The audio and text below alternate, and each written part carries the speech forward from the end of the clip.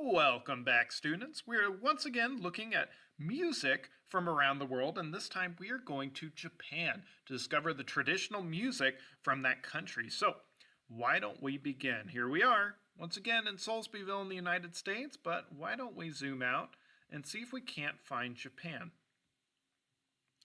Now, in order to find Japan, we're going to have to cross the Pacific Ocean.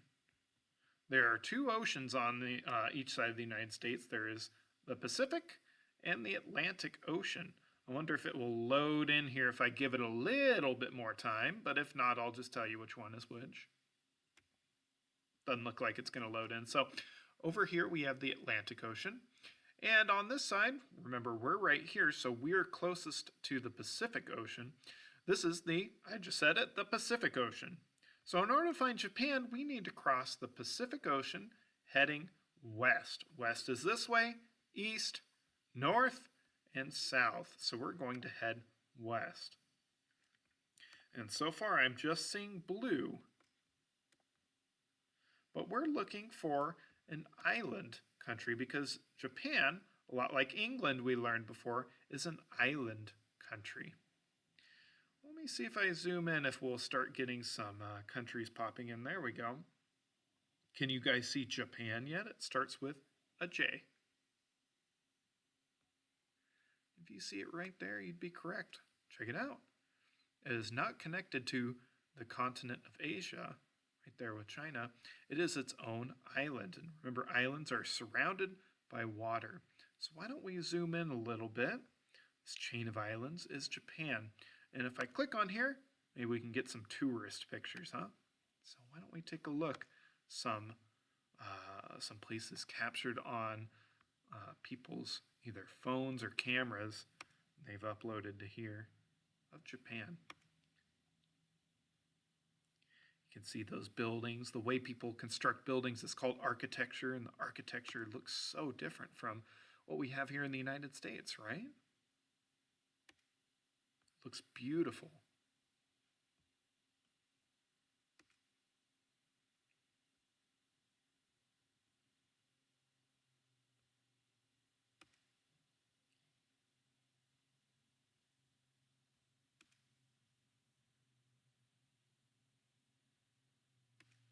But why don't we go straight into what we're here to learn about, which is the traditional music.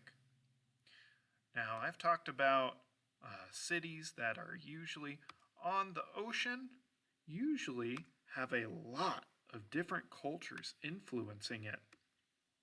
Because generally, if you're on the water, it's very easy to trade with other countries. But for almost 200 years, actually over 200 years of Japan's history, they stayed isolated. They had a policy of not wanting to trade or having very limited trade with people, and they managed to keep a lot of their original culture right on their shores. So why don't we take a look at some of that music right now?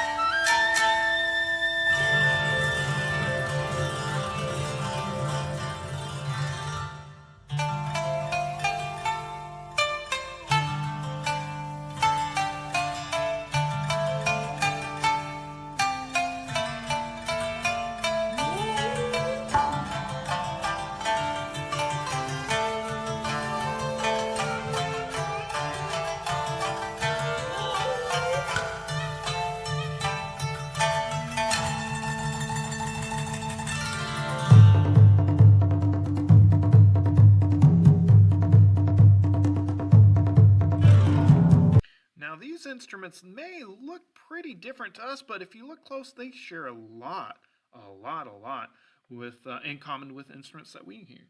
So we see right here, I would say this looks an awful lot like a harp, right?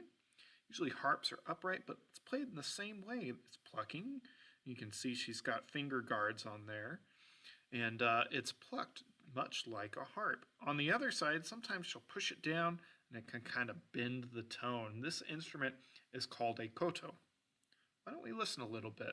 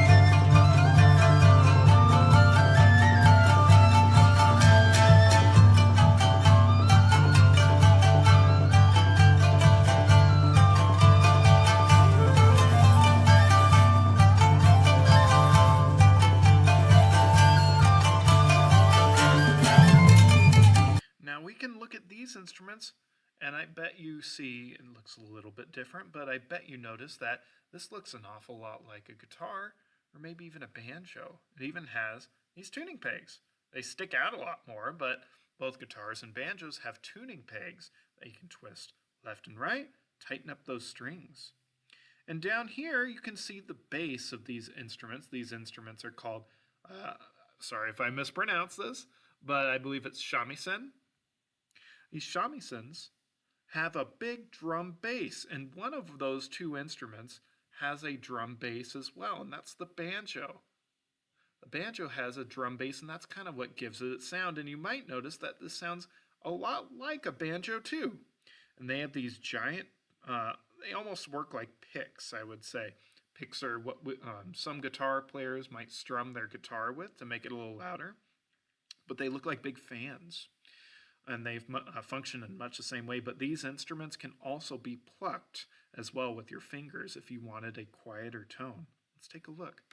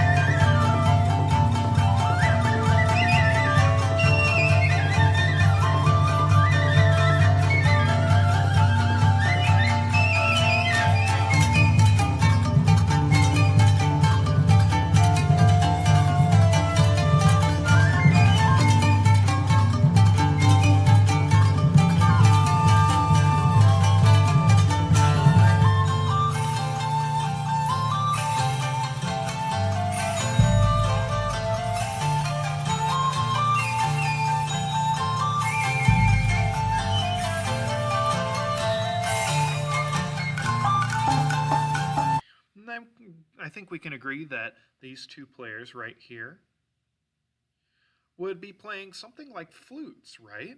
We would call those flutes that we would blow over. You can see they're blowing over a hole, just like how a flute works, and then they're covering up holes down here. Works a lot like a flute as well. All right, I don't want to mispronounce these either, but I believe they're pronounced shakuhachi. Shakuhachi would be these flutes right here. And lastly, we can see some drums, right? We'd call this percussion. And we can see these two players are bouncing back and forth playing a bunch of different percussion instruments. A lot like how it works maybe in a concert band like here at Soulsbyville. All right, let's keep listening.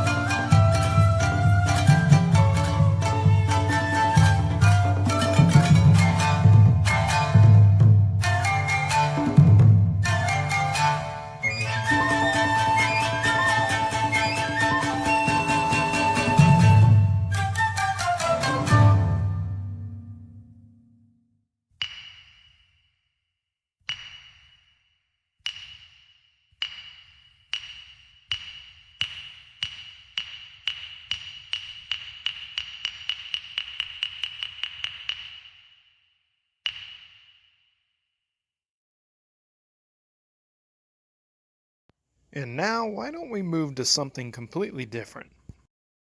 Hey again, students. And this week I did a lot of research on the traditional music of Japan. And one thing I was really impressed about was their cool handmade flutes. They were usually made out of wood. And I thought it would be really cool this week to make a flute in this video. And even I'll include a guide in the link to the description on how to make this flute as well. All you're going to need is some PVC pipe. And I had some broken PVC pipe, you can see where it broke, lying around. And I found a cool guide on how to make your own flute just using PVC pipe. And that's some easy, cheap material to get. You can go to the hardware store with your parents. So if you, at the end of this, think it was really cool and want to make one yourself, click on the link in the description at home. And of course, get help with your parents because we're going to be using power tools and such. We can get hurt. That needs adults' help, right? Well, why don't we get to it? First thing I need to do is, of course, shorten this because that broken part is a major hazard. That could hurt somebody, right?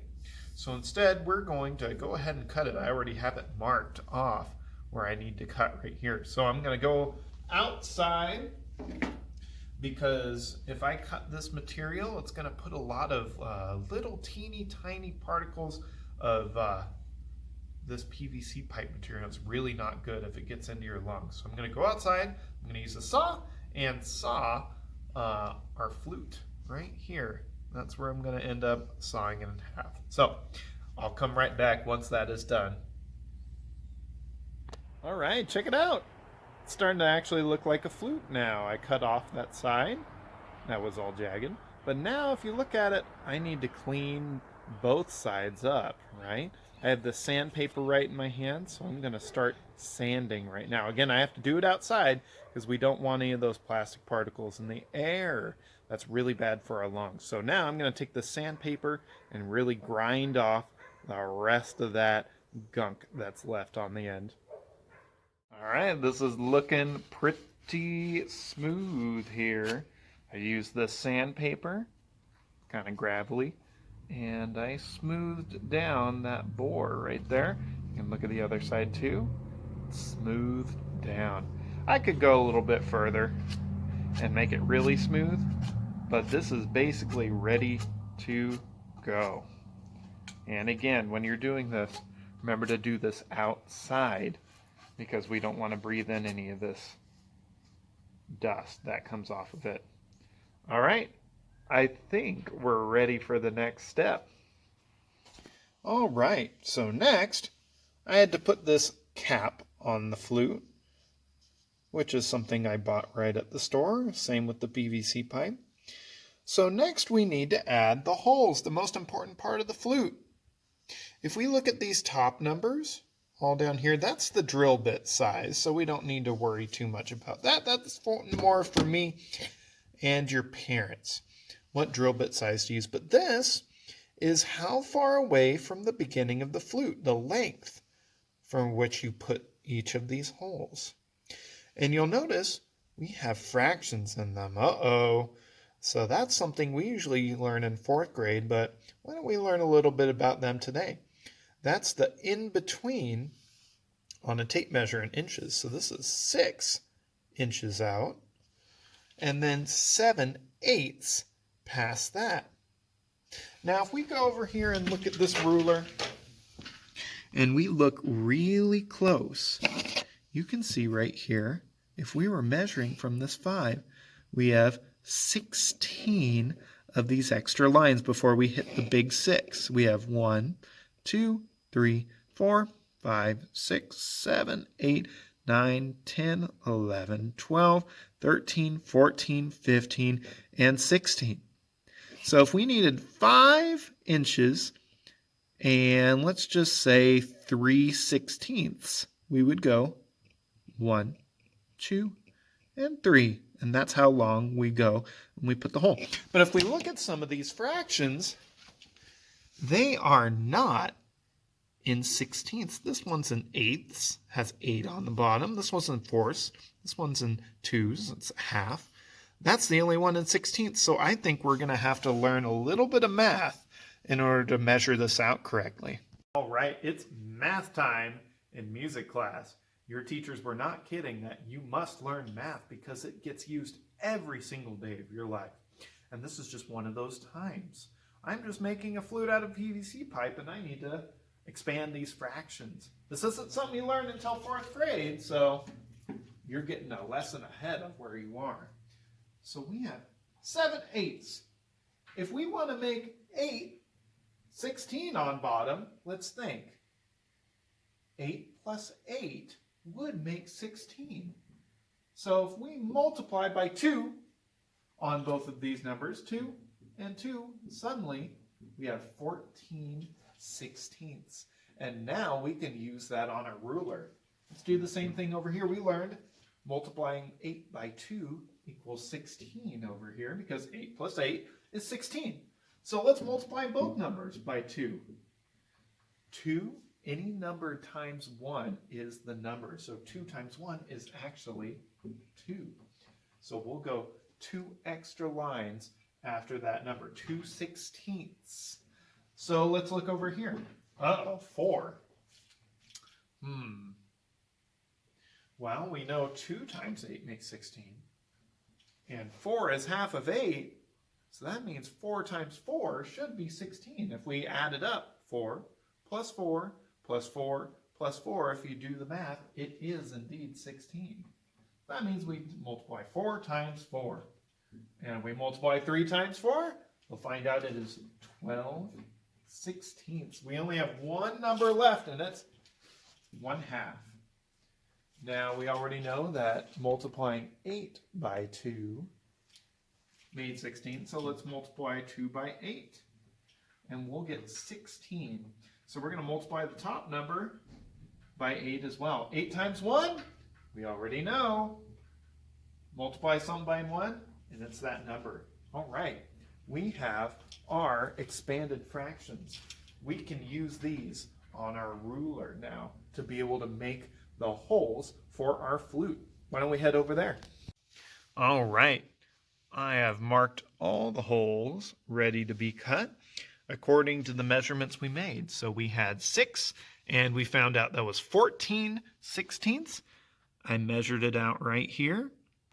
I counted out from 6. I counted out 14. 1, 2, 3, 4, 5, 6, 7, 8, 9, 10, 11, 12, 13, 14. Put the hole mark right there. The next one was exactly 8 inches. Got it, 8 inches right there.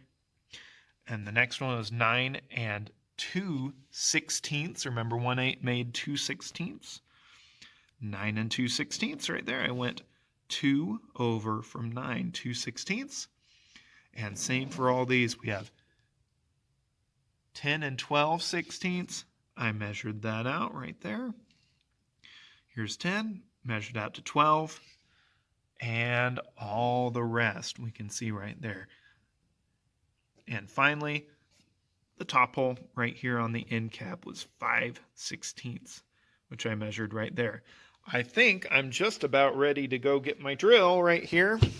And of course, do this outdoors, and you never, ever, ever, ever, ever handle power tools without your parents either doing it for you or under their supervision. But I'm going to come back once I have all the holes drilled, and I think it'll be ready to play. Well, all right then, let's see how this ended up. I got the holes all drilled. And the only last thing to do is, well, of course, sand it down. You can see the holes are a little rough right now, so they can use with some sanding, but I'm a little impatient. I want to try it out before I get all the sanding done. So let's see how this ended up.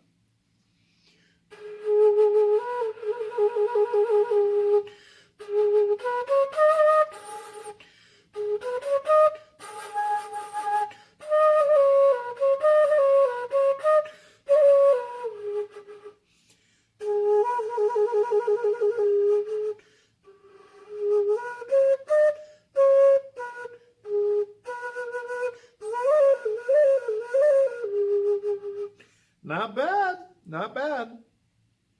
Kind of wonder if I move this hole down. In the plans it said to have it up here, but rarely do you ever see a flute with this up here.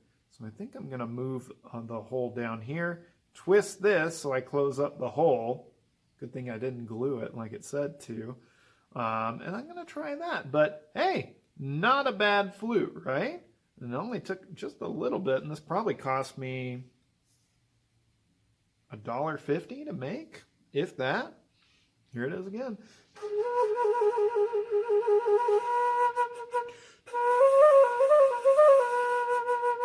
If you're interested, I'm going to put it in the description down below. Maybe you can work on this with your parents at home if you want to have a little project to do. Anyway, why don't we get back to learning a little bit more about the traditional music of Japan. So yeah, I did end up drilling an extra hole right there. That way it's not up on this, I don't know what you'd call it, right up near the top. I've just never seen a flute like that. It usually starts about here. And it definitely sounds a lot easier.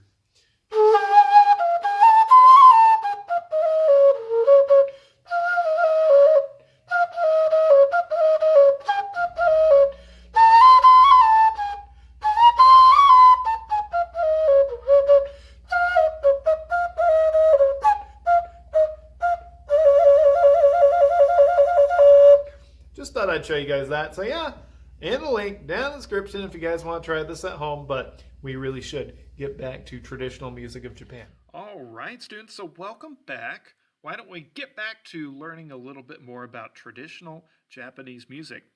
And next is our taiko drums. And this is a drum ensemble, meaning it's just drummers, just percussionists playing right here. And these big, giant drums are called taiko drums. Let's take a look.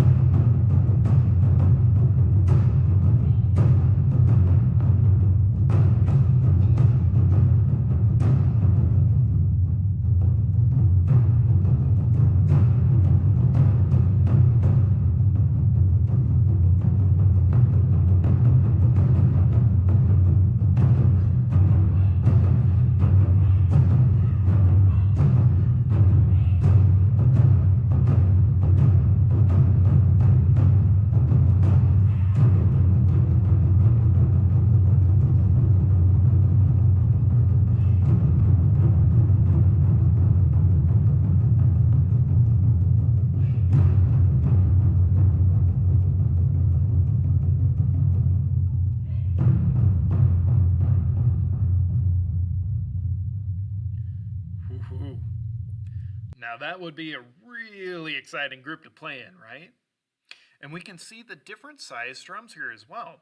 We have our smallest drums, which are huge, but still smallest drums in this ensemble with the purple chords in between it. That's how it gets tuned.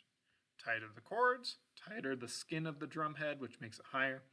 And then these middle-sized drums. And if you see the back row, these are our biggest size drums. And remember, in music in general, the smaller the drum, the higher the sound, and the bigger the drum, or I should say any instrument, the bigger the instrument, the lower the sound. And that holds true here. We have three different tones of drums, our highest, our middle, and our lowest. And that's when we're listening to it, why you can hear three different tones of drums, some high and some low. I'll back it up a little bit, see if you can't hear the three different tones.